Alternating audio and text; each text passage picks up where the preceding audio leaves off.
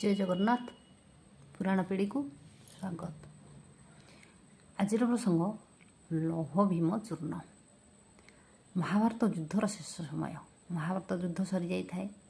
अधिकांश कौरव युवराज मानू महाबली भीम मारी थांती एवं कौरव सेनार प्रभुत्व क्षति करथांती। ये कथा शुणी शुणी महाराज धृतराष्ट्र भीमंक उपरे अतिमात्रा असंतुष्ट हो पड़ी था। भीमंक उपरे राग क्रोध एवं घृणा पुंजीभूत होता है तांको मनरे। युद्धर समाप्त पर समस्त पांडव माने आसी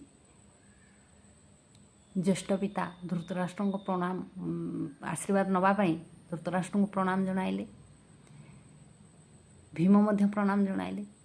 भीम को आलिंगन करी गलारे लगाइवाई इच्छा प्रकाश कले धृतराष्ट्र।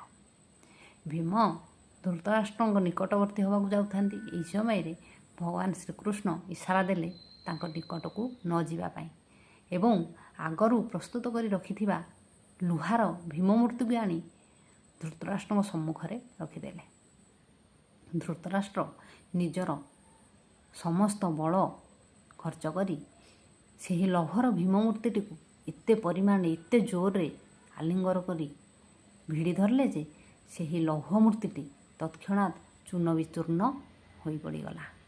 अर्थात भीमों प्रति मनरे थिबा समस्त राग क्रोध एवं घृणा को पुंजीभूत कर रखी।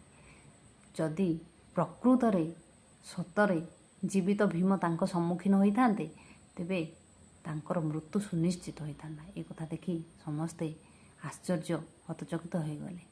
भगवान श्रीकृष्ण उपस्थिति जो से दिन भीमसेन मृत्यु मुखर बंची जाइथिले।